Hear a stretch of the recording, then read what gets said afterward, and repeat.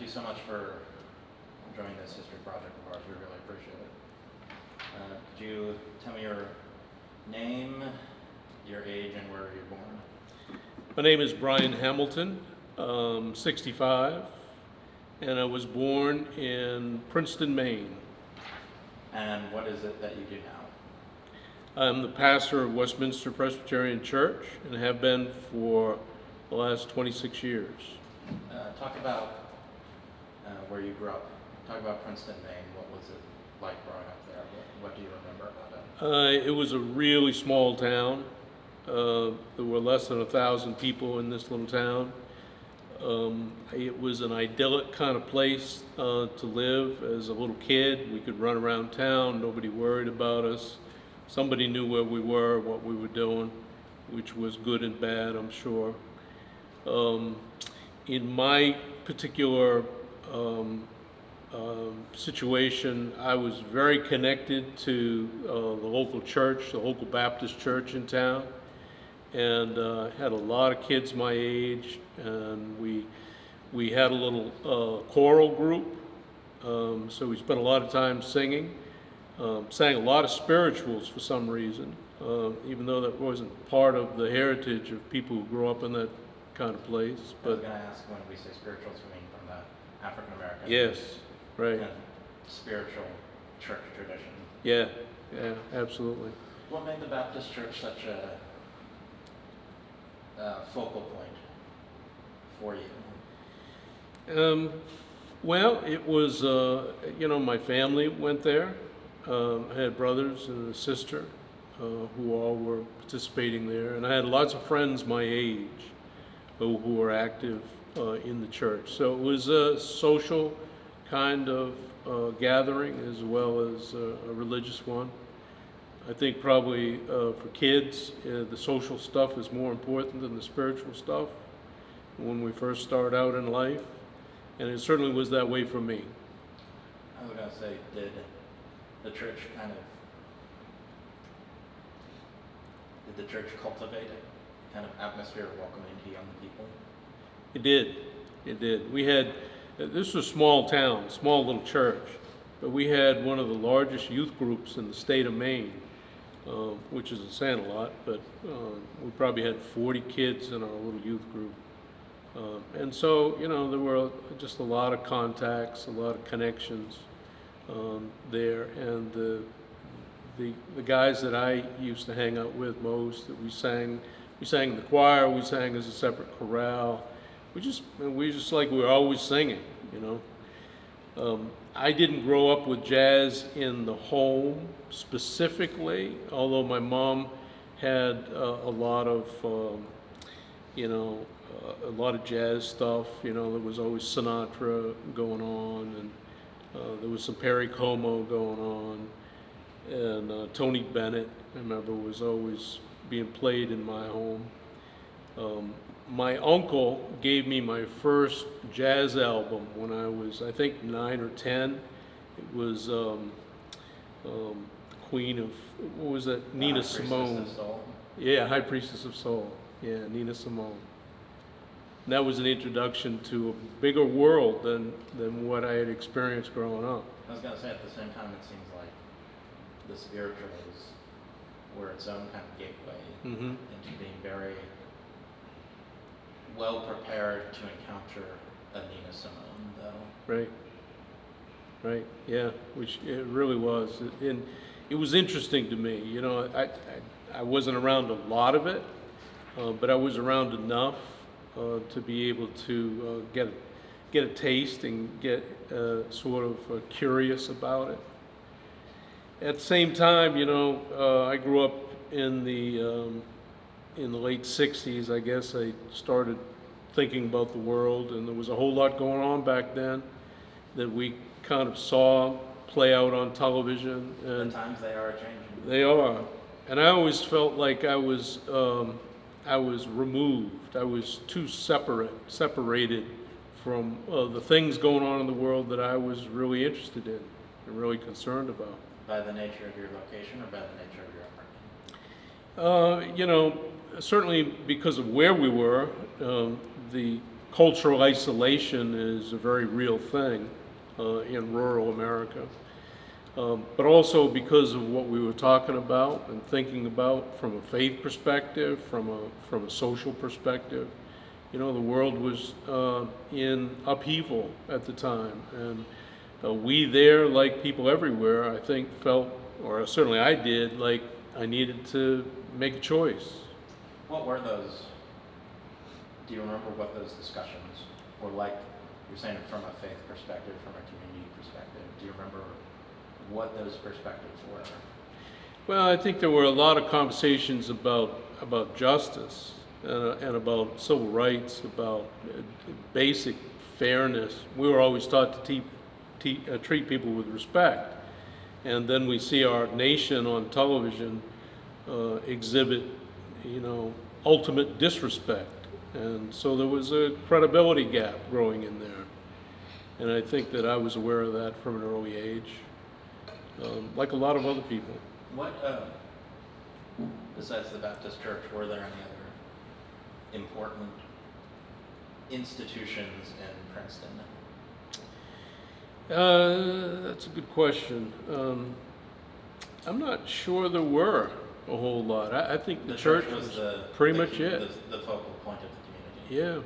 Yeah, for me it was. I was gonna say, with you're singing these spirituals, you have all this church music, you're beginning to be exposed to jazz. At the same time, what are other young people around you? I mean, as you said, it's the 60s, so what are other young people listening to in this kind of isolation of rural Maine? Well, there was a fair amount of country music going on back there. I don't remember a whole lot of musicians around. I don't remember people who played instruments a whole lot. There wasn't much of that. I think there might have been a rudimentary school band, but it didn't really catch my attention. My family, all of us were forced from an early age to take piano lessons, so I learned to play piano, and I learned to read music at a young age. I never hung with it, unfortunately. I wish I had. Many, yeah. Since then and now. That's right. It's like Ellington said, he wanted to go out and play baseball, but his mother made him practice. My mother tried to make me practice, but finally I got out of the house. Was music, singing, being in these choral groups, singing the spirituals, listening to Nina Simone, was that an early way of really interacting with your relationship with music, the choirs you sang in, with the records you were starting to listen to? Was that an important way of you connecting to your faith? And was that kind of beginning then? Did you have that kind of sense? Oh yeah. Then? Yeah. Music was always very important in our spiritual life there and then. And it was a great way of connecting to each other. It was also a great way of connecting to people intergenerationally, because as kids and adults singing in church. The hymns don't change, really. No, that old time religion just has its own beat, So, that was an important thing. My grandma was very proud of that. My folks were proud of that. And, they were kind of relished in all of that. But it was mostly singing. I wish I had learned to play an instrument other than the piano at an early age. But. So after your uncle buys you The High Priestess of Soul by Nina Simone, how does jazz continue to come into your life? I never really, when I graduated from high school, I went to college and was a serious student. Where did you go to college? I went to Eastern College in St. David's, Pennsylvania, west side of Philadelphia. I was going to say, is this more urban, less rural? Or? Oh yeah, very much so. So you went from rural Maine to urban and urbane Philadelphia. Right, Philadelphia. And it was a tremendous place. It was a tremendous school, tremendous community. I studied sociology there. I was very interested in social issues, public issues. was interested in race relations and urban issues, and those things just really fascinated me. I was gonna say, it sounds like a continuation of the conversations that you described as important growing up. Mm-hmm. I mean, why to you were these things important enough for you to study? Why did they become so central to you in your academic and spiritual and emotional life? Yeah, I think I had always been intrigued by the dilemma of community in America, about who belongs, who doesn't belong, the history, the heritage of different peoples come together, certainly in an urban environment, who try to figure out how to be together. And in our history, unfortunately, we haven't been as successful as we should have been. But those things were always very important to me.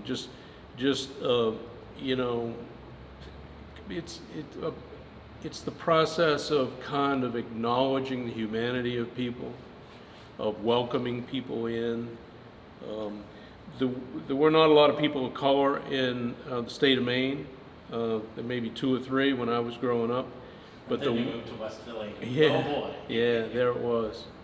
But there was a Native American tribe in the town where I grew up, the Passamaquoddy tribe, and they were certainly the out group in my community.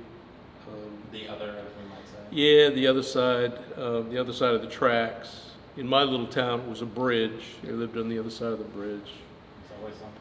Yeah, and it wasn't until after I graduated and went off to college that the folk in that community filed a land claim that resulted in like an $80 million settlement.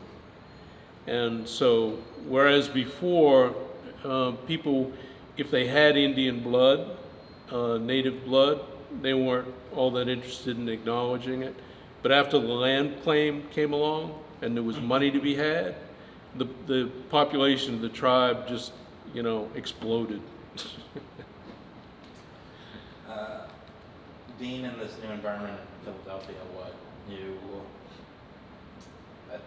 new ideas, what new music, what new sights and sounds were coming into your life? There was, it was, I think I was probably exposed to a lot more rock and roll than it was to jazz or blues. I really never really started to focus on jazz specifically until I graduated from college, went to graduate school in New York. I lived on the Upper West Side, and I lived right around the corner from the West End Cafe. And that's where I think I really started to stop and listen.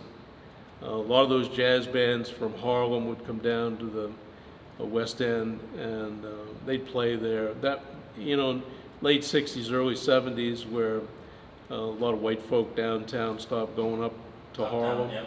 Those Harlem bands had to go downtown, and a lot of them came to the West End. You went to New York to study where?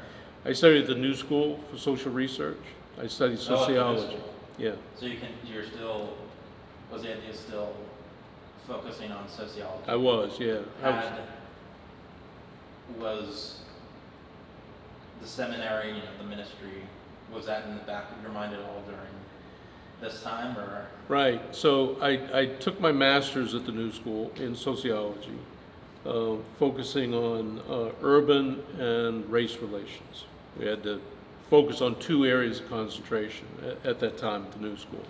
So, but what did that program of study look like for you? What did you learn? What were you trying to accomplish?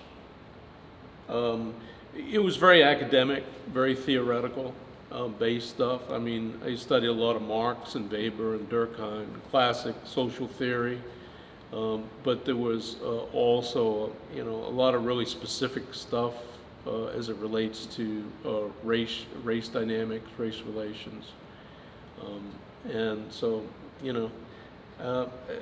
I took a lot of different stuff, but mostly urban, race, sociology of religion, which I was interested in at the time as well. after I finished my master's degree, I started at Union Theological Seminary, doing a master's there while I was doing my PhD coursework at the New School.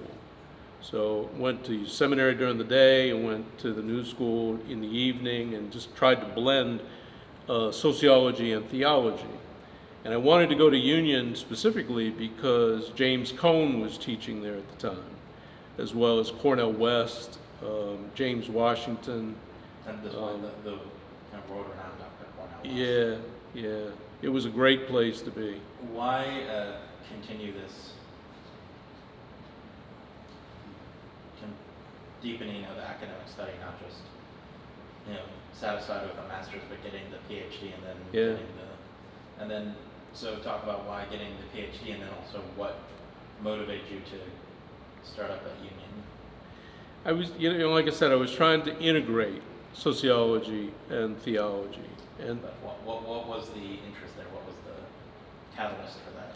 I think it was my faith, trying to figure out what my faith means in a social context. I mean, of all of this social theory that I was reading, what does it mean to me as a Christian, as a person of faith, and struggling with who I am and who I need to be in the world? And how to exist in this fallen world. Yeah, exactly. And also, I assume, how to live in the world, right, is an aspect of all of that. Mm-hmm. So I guess at the time I was preparing, hoping for a career in university teaching. I wanted to be a college professor. Great schedule, you work for 3 months and 5 months, whatever, and you get the rest of the year off. And I always liked the flexibility of that kind of possibility.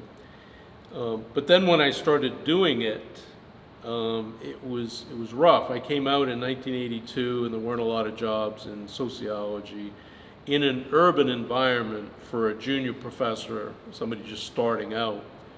And so rather than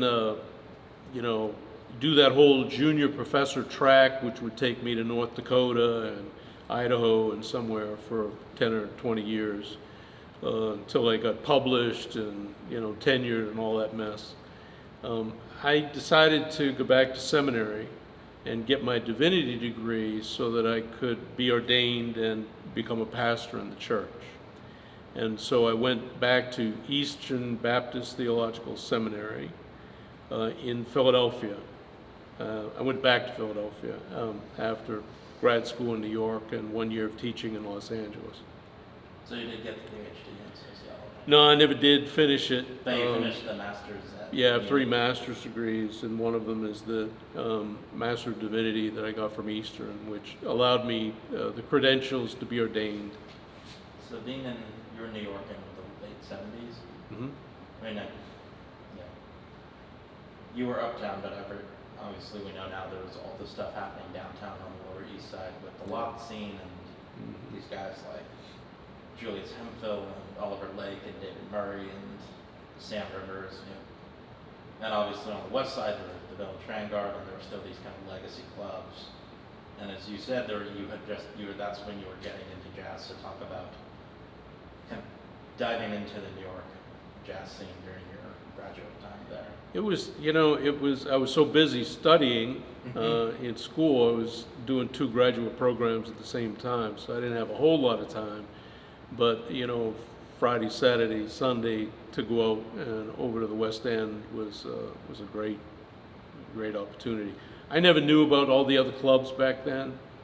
I was still far too new. I didn't really know the history and the heritage of jazz back then. I was listening. I was hearing it, and I was trying to understand it.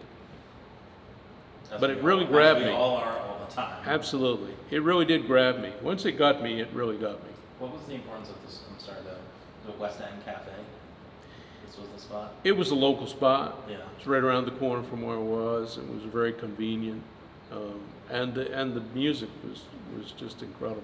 So what were the kinds of groups you were seeing? I know you said they were coming from Harlem, but Yeah, I can't name names. sure, but I mean, just to give us, kind of old school bebopper. Oh yeah, it was great straight ahead stuff. I mean, this was the real stuff, and I think I understood that from a fairly early age too. There's jazz and then there's jazz. Yeah. Maybe at the same time they're also picking up records by Miles. Yeah, that finally came along. So you go to Eastern and you get your Master's of Divinity. Yep. And you're ordained. Is there any kind of other music being so important to you growing up? Was it part of your work in your Master's of Divinity at all? I'm just curious. Well, I had had those things intersected again. Sure, I had to do a field education placement, and that happened for me at Old Pine Presbyterian Church. And Old Pine was one of the first churches that started doing jazz vespers that I knew of. And the whole jazz vespers thing in churches at that period of time largely came from the example set by St. Peter's in New York. And darn Catholics. Yeah, Reverend Genzel, well, Lutheran. They were Lutheran. Father Genzel, Juan Genzel, I think his name was. He was an aspiring musician himself, and he used to hang out in clubs all over the place. And after the clubs closed and the after-hours scene turned on, he used to wander along and join in those activities as well. What he was experiencing, though, was that a lot of musicians were getting into trouble with drugs and alcohol and things that happen after hours. And so he invited musicians to come back to his church, and they'd have these jam sessions. And it just kept going consistently, and it grew and grew, and finally it became really quite a thing. So by the time I found my way to Old Pine, they had already established a group there that was doing a monthly Jazz Vespers series. And it was cool. I mean, doing jazz in church is kind of a cool thing. I mean, so Vespers, just for context, Vespers, we understand it. Vespers, we understand, is a religious kind of mystic ceremony or practice, part of the Orthodox Church. Right, so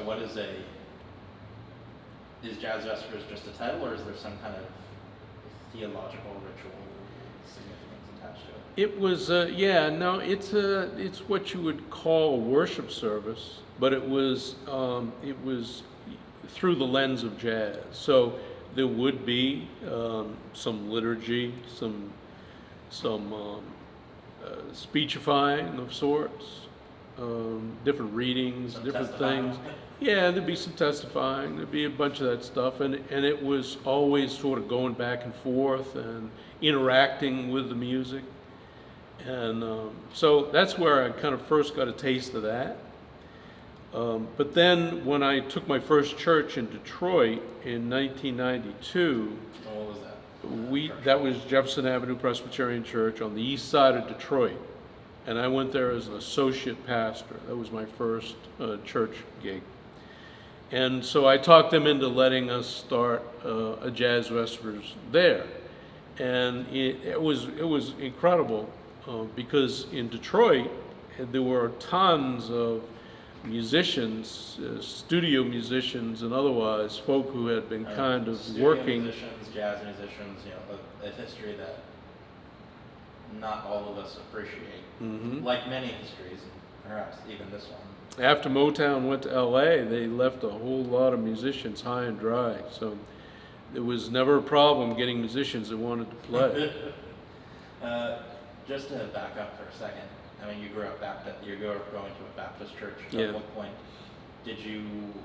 was there a formal, informal conversion to Presbyterianism? Is there maybe because I'm Catholic, I'm thinking of things in very kind of rigid, you're on one team, sort of thing. So, but associations with different branches. How did that come about for you? It was for me personally. It was a process of becoming more progressive, more liberal, than the Baptists generally were.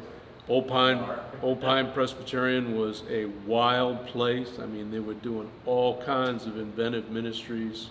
Like, Well, the pastor of the church was a professional clown. And he would, he always had these giant puppets, and they sat in the balcony of the church. And from time to time, he would, and he taught clowning. He'd teach people how to, paint up and all this kind of stuff, get into costume. But he used to go to Children's Hospital in Philadelphia, and he started working with some physicians over there who were really interested in therapeutic touch and healing, that kind of thing. So he was just so wide open, open and embracing of all kind of possibilities. using kind of creating ministry to come to Absolutely. people are. Absolutely. One of the things he told me is, look, when you get your own church, the first thing you need to do is to get an AA group. Get an AA group in here, because you need to get with people who are struggling. People who are really dealing with real life dilemmas that they need to be with. Yeah. He started a kind of support group for hairdressers and bartenders, because in the neighborhood, he knew everybody in the neighborhood, and invariably he said a bartender or a hairdresser would stop him on the street and talk about somebody who was kind of unloading all of their problems on them, and they didn't know what to say. So they needed some help. How do I help people who come and sit in my chair? I just always thought that was pretty cool. And faith is more about practice than it is theory, and thinking. It's about what you actually do. And so, that church was profound. They started what became the Philadelphia Committee for the Homeless, which became the largest homeless advocacy group in Philadelphia. It came out of that church. They started a seniors program, which was an amazing kind of thing I participated in. Got to hear some of the stories of from a couple generations back. Just fascinating people. What was that neighborhood like? Well, that neighborhood was a kind of a transitional neighborhood. It is now actually in what is referred to as Society Hill. It's the old historic part of town, but when that church the church had been there for a long time, but when it kind of started its resurgence, the neighborhood was changing, and it had been a really rough neighborhood, and then it became a much nicer neighborhood. But it was a good place. I mean, and for me personally, it was the most interesting church I had ever experienced. And I said, well, look, if this is what Presbyterianism is, sign me up. I'm on the team. I'm into this, because there was just so much openness and so much freedom, and just so much imagination that was cultivated and cherished in that place. I haven't experienced rarely that thing until coming here. Do you know how he found the Jazz Vespers program? Was it directly from the church in New York, or? Well, that was the model, and so everybody kind of started doing their own thing. Got it. And so, I was not in the middle of the thing at Old Pine. That was already going by the time I got there. But when I went to Detroit, I was kind of in the middle of putting that together. And building the relationships with the musicians. Yeah. Like, I married a couple of them. We became really close friends. And just the history and the heritage of the city, I learned through talking to a lot of them, as well as some of the other elders in the African American community there. So fast forward to coming to D.C. Well, let's not fast forward yet. Okay. What was the neighborhood for the church in Detroit like? Well, it was, Detroit, man. Detroit's a rough town. This church was on the edge of a community they call Indian Village. An Indian Village is a 3-block wide and, I don't know, probably a mile-long community off the Detroit River, where a lot of the auto barons went in the 20s and 30s and built these mansions, these 12, 15,000 square foot homes. They were incredibly elaborate. And that church was actually a society church. It had been built by the widow of Horace Dodge of the Dodge Motor Company, the Dodge brothers. She married one of them. And she had a ton of money, and they built this really big, beautiful church. But when white flight came after the riots in '67, a lot of people, and really before that too, it just decimated the community. And so I went there because the church told me that they really were committed to doing urban ministry. And what does that mean? so urban ministry really is, for me then, was about just engaging with the issues that urban communities, particularly urban communities of color, are wrestling with. And so we, music was one way of just welcoming folk and engaging in the narrative of life in the community. But the population around the church, at one moment, probably had been all white. By the time I got there, it was 90% African American and working class. I mean, it was a rough neighborhood. When you got outside of that, those immediate couple of streets there. I'm curious, were there any other kind of community pillars besides the church In that neighborhood? Yeah. It was a pretty cool bar down the street. Important. Yeah, that was all right. Another sort of ministry. Yeah, another sort of ministry. Just to hang out there a little bit. What did you learn about? What were the issues, especially that, knowing that kind of every ministry has to be tailored to a community, what was the issues that the urban ministry were doing in Detroit? What did that community really want to engage with? What did they need from the church? How did the ministry need to respond? There were a lot of, there were a lot of homeless people in the area. We used to do some homeless. We participated in a rotating shelter. That was one thing they did. There were a lot of people who participated in tutoring activities in the schools. The community was, to be perfectly honest with you, the church, the congregation itself was still predominantly white. And the white folk who historically had lived in that neighborhood and their families, parents before them, a lot of those folks moved off to Grosse Pointe, just outside the city. But they kept returning to church, and they realized that there was something wrong with that picture.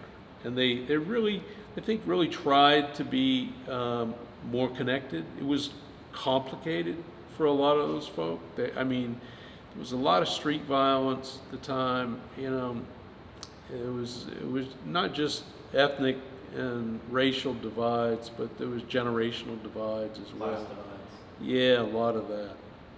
So did the Vespers program end up being a way of saying, here's a familiar thing, these musicians that you know and trust, and it's a way of getting people, newer people and different people into the church community. Exactly. And Vespers then, and I think jazz now for us, is a way of inviting people into community without necessarily demanding that they become compliant with creed and confession. I could care less what beliefs people bring in the door, as long as they first and foremost are willing to be in relationship with whoever is here. And, so that's an important thing. And so that Vespers program out there was a great opportunity for people to welcome friends, to kind of a soft church kind of experience. Yeah. You don't have to choke them on the incense and you know, beat them up with all your pipe organs and all that kind of stuff. What kind of musician? What was the form of your programming? What kind of musicians were you bringing in? You know, it was Vespers is a different kind of thing. So it's all call and response based. You know, there's spoken material. There's like a call to worship, and then there's like a jazz call, and then there's like a prayer of confession that's spoken, and then there's a jazz confession. You know, and then there's a meditation, and there's a jazz meditation. It's all this back and forth with the music. And I think the musicians really appreciated that because it gave them a context for their music, you know. And so we had some incredible players. I'm sure the musicians. Marcus Belgrave played No at our kidding. place. Wow. Marcus was dynamite. There was an old cat named Charlie Gabriel from New Orleans. Mr. Charlie. Yeah. He's in the Preservation Hall Yeah. jazz band, and he lived in Detroit. Yeah, he was amazing. There was a guy named James Tatum who had written the Jazz Mass. He was an educator. And then there was this young trumpet player named Racy Biggs. It's the first time I'd ever heard anybody play two trumpets at the same time. Ah! Man, this cat was awesome. And how did the community respond? Yeah, they loved it. I mean, people who came loved it. You know, not every, you know, jazz is like a lot of different cultural forms. If you don't get it, you don't get it. If you don't gravitate to it, you don't. And some folk didn't. Because the church also had a 68 rank Skinner pipe organ that would just shake the foundation of this whole building. So they had this classical tradition going on there as well. I mean, yeah. Yeah, the University of Michigan had a big school, and we seemed to have a lot of folks from Michigan who studied and played organ, and so they used to do these organ recitals. I remember they used to do this thing where they once a year they would do. There was an old black and white film called King of Kings, and they play the organ to it. It was a silent movie, and so they had this whole organ recital going on in the middle of it all.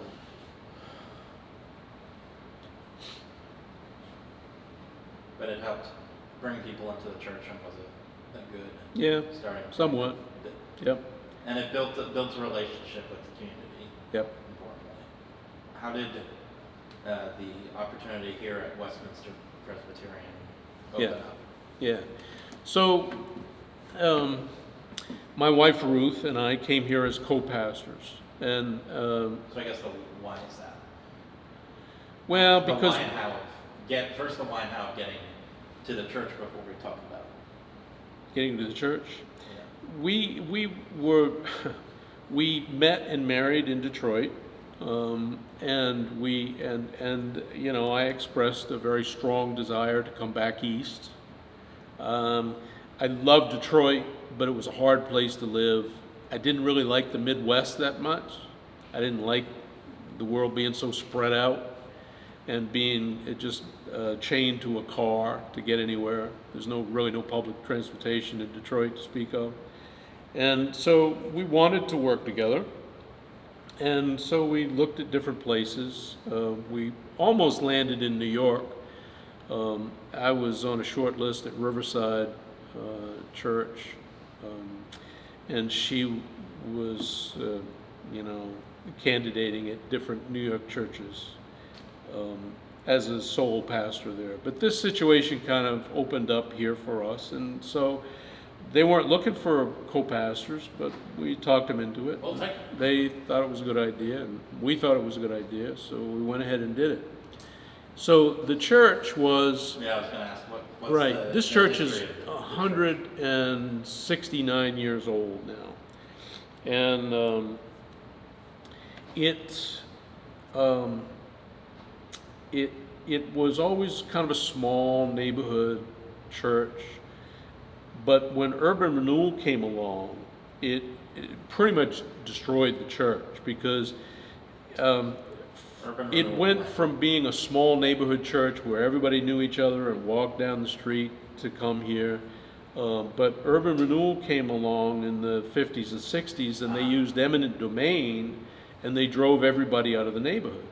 So anybody who was a homeowner, anybody who was a tenant had to leave. Everybody had to go. The church even had to go. And the original location for Westminster was over on 7th Street, near the HUD building. And so for whatever reason, they decided to stay in the neighborhood, and they found this location here, and this building was completed in 1965. But by that time, everybody is now commuting in from Maryland, Virginia, or somewhere else in the district, and the attrition settled in. And then in 1973, the long-term pastor who had been here all through that transition, he retired. And so the attachments a lot of people had to the church kind of went away. So when he left, they didn't have enough resources to hire a full-time pastor. So they had a part-time pastor for about 6 years. And then in 1979, Westminster hired a Reverend Jean McKenzie. She was the first woman ordained to pastoral ministry in our presbytery, our little judicatory. And you got to remember, back at that time, women were not allowed in leadership in churches either. And so that was really kind of anything really. it was kind of a radical thing. And so what happened was that she just opened the place up, and they started doing a lot of family and youth-oriented activities, especially with families who live in the public housing community here. I was going to say, to people in the neighborhood here. People in the neighborhood. And they also, if you remember, the AIDS epidemic was just beginning to rage in the early 80s, in the mid 80s. And the LGBTQ community was particularly villainized by absolutely the public and by the administration coming right. out of the White House at the time. Right. So what happened was that Westminster decided to do what they could to be engaged in the AIDS dilemma. And so they opened the church kitchen up and started a sort of a Meals on Wheels sort of program that they called Food and Friends. And Food and Friends grew up and moved away and became a very, very large nonprofit. One of the, along with Whitman Walker, perennially a major recipient of AIDS funding. And it was a great little program because it was very high touch. You know, if you wanted to be involved, you came and you helped to cook or package food, or maybe even deliver food. And so you'd come to somebody's home who was homebound with HIV/AIDS, and you'd get a few minutes to visit and to connect and find out where they were, and just so people weren't dying in isolation. And so over a period of time, the church became a gay church, in the sense that a lot of the members were gay lesbian folk who were first attracted to the congregation because of its AIDS work. And so when Ruth and I came here in 1996, about 75% of our membership and all of our governing board, which we call the session, were LGBT folk. So the minority of African American members, who were very supportive of all of that, began, when we first came here, they started asking, when are we going to start having a conversation about African American history and culture? Especially in DC, especially in a part of right. DC like this that has been a historically black neighborhood that is, I don't know what it was like then, but since then, kind of any traces of historically black neighborhood have been quickly demolished by the city. And I assume it's also the gay lesbian members may have been coming from different places, but I assume the African American minority in the congregation also lived kind of around the church. Yes, for the most part. And so we did a few things. We did some book studies on different things. I remember we did, before we started jazz, we did a program on a book called Dancing in the Streets, which is about Motown. There's a great history of Motown, some stuff like that. We toyed around with some world music, did a few sporadic musical presentations and events here and there. But so. Can